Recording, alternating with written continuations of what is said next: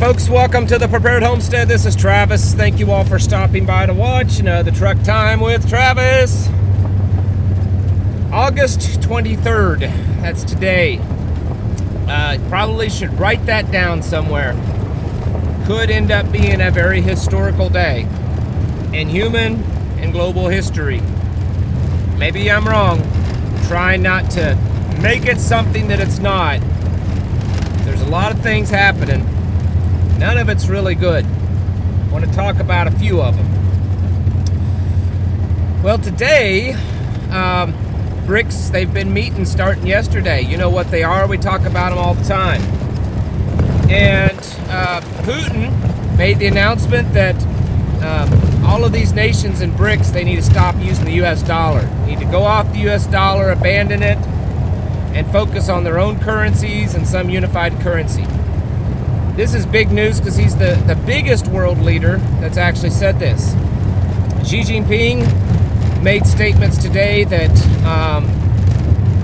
in so many words, that BRICS needs to develop their own financial system because the one that's ruling the world is failing and that they're planning on taking over. I mean, those are my words, but I've kind of paraphrased it of what he said. They're all the things that has been speculated about over the past few months with BRICS, they're doing. They're accepting new membership. They're developing new payment systems. They're doing it all. If nothing else was going on, that's enough to be a big, big, big deal. American news media is virtually silent on it. And anyone that is talking is downplaying it. It's not a big deal. You know, well, China and Russia and all of them, they're not as big as the United States. Well, they're not, but they're growing at a much faster pace. And there's a lot of nations out there that doesn't want to do business with the United States anymore for various reasons. And one of them here lately is that the United States is weaponizing the dollar to push this far left woke agenda.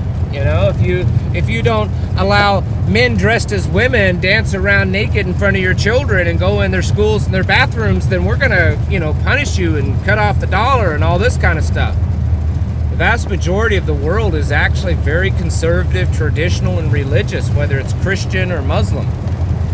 And they're not standing for it. And if they have to side with China and Russia just to avoid that stuff, a lot of countries are gonna do it. That's a big deal. Speaking of Russia, remember a few months back when that Wagner leader, Prigozhin, was, according to the media, trying to do a coup attempt against Putin or the military. Remember all that? It was like overnight it happened and then poof, within a few hours it was done. Craziness. A lot of weird things and a lot of people wondering what really actually happened. Well, apparently he's dead. He was flying on his private jet back to Russia, him and 10 other commanders of Wagner, and it fell out of the sky and blew up. Just so happened that several Russians were on the ground and videotaped it all. There's several videos of the plane crashing and blowing up. According to Russian government, they've confirmed that it was Prigozhin and his leaders on that plane. Now they're saying in the news media that all the Wagner troops are all rushing back to Russia because it's going to be some big civil war. Could be. Could also be just some big illusion. We don't know for certain that guy was on that plane. We don't know. But that's a pretty big deal. News is also reporting that Putin was rushed back to the Kremlin after this happened. There's video of his motorcade doing so. I don't know. I don't know what to think. Maybe it's real, maybe it's not. But I can pretty much assure you there's a whole lot more going on that we don't know about. And then the final thing that I wanted to mention that's gone on today, that you better mark it down in your history books. Rudy Giuliani, Jenna Ellis or whatever, Jenna Ellis, and the other person that was well known, can't think of her name right now, the Release the Kraken woman. You all got to tell me and correct me in the comments anyways. Anyways, they were arrested in Georgia and their mugshots are floating around, and supposedly tomorrow Trump's going to get arrested and you're going to see his mugshot. Regardless of what you think of Trump, and if you've watched me any length of time, you know I'm not a Trump fanboy. This this is a major turning point for this nation. Even if you don't like how Trump left office, in the sense that you don't like how Trump handled it, even if you're far lefty, do you really think that it's a good idea for our nation, the direction that we're going, to take a former president and his attorneys, all of his staff, and arrest them, charge them, and plaster their mugshots all over the place? Because, I mean, what real crime did they commit? They didn't agree with the election. They said that it was all kinds of fake stuff and everything. I mean, I thought we had free speech. It's not like they did that and it caused it to overturn and then found out that they were wrong. Nothing changed. They lost, according to the official narrative. They lost, and they complained about it. I mean, I'm trying to play devil's advocate here. I'm trying to find a point to where they actually committed a real crime. We are criminalizing politics, really, for the first time in America. That we are arresting former presidents and by far the most likely candidate to challenge whoever's on the Democrat side. This is a big deal. And I don't know how any nation, including America, can go through this and turn back and go back the other way. There's only one direction, and that's not a good one. And history has seen nations do this. These despotic governments that criminalize the politicians and they arrest their opposition. Once this happens, we no longer have a free nation, people. There's no longer a free country there. If whoever's in power can just use the power of the police and the badges and the guns to go arrest the opposition and charge them with dozens of charges, this is a big deal. And I don't think that a lot of people realize how serious this is. How dark of a day this is. I'm not on here defending or criticizing Trump in any way. It's not. I mean, I'm really trying to have a very neutral opinion on the charges against him and everything. I think they're bogus. I think they're ridiculous. But I'm trying to look at it and see, is there something I'm missing? And it's not. I can't find it. This is a dark day for this country. And I don't think we're ever going to go back from this. I don't.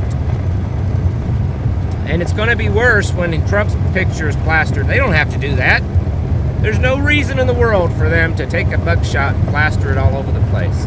It's all being done for purpose. It's being done to let you know that if they can take down a guy like him, they can take us all down. Now, some of you think that Trump is playing a part in this, that he's got his marching orders and he's just as big of an actor as all of them. Even if that's the case, it doesn't matter. It means that we are in for some dark times. Whether Trump is actually the good guy and fighting this, and they're doing this, they have the amount of power to do this, or if he's just playing along in a part, either scenario is a real, real bad place for us to be. Along with all the other stuff going on, possible lockdowns in the near future, and climate emergencies, and more and more and more every day. Every day, there's more fires popping up, more buildings being burned, more things being destroyed, more strange and weird stuff going on. We're just heading down a path, folks. It's not a good one. I could be wrong, but I think we're far too long down on this path to turn around. I don't think it's going to happen. I don't even think it's even possible to get someone different into office.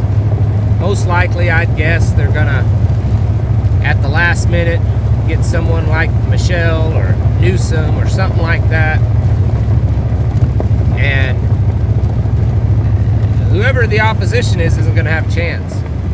Do you truly believe things have been controlled in the past election? What makes you think it's going to change this time?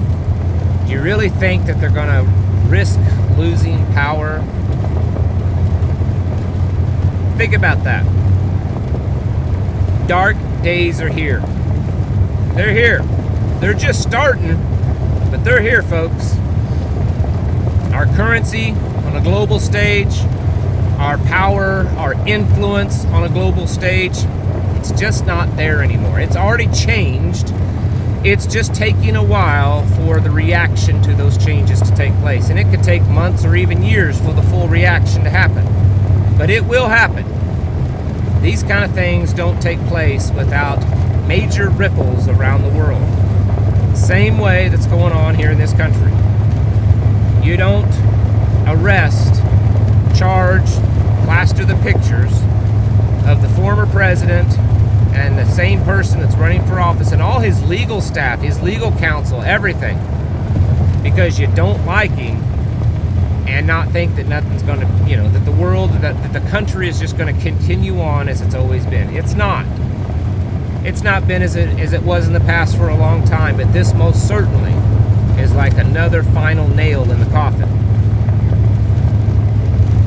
I'm not telling you to react crazy. I'm not telling you to rush out right now and buy all the food you can at a grocery store and fill up all your gas tanks and lock and load and get ready. I'm telling you, you better be serious about your preparedness. You better be serious. These kind of things don't happen without major repercussions. You need to be getting your houses in order, preparing yourselves very seriously, mentally, physically, and spiritually. And while you're at it, I did my podcast today. Get on any kind of podcasting service. You can listen to it, Spotify, iPod, or Apple, and Amazon, and iHeartRadio. Give it a listen. I think it's a pretty good one today. Catch you in the next video.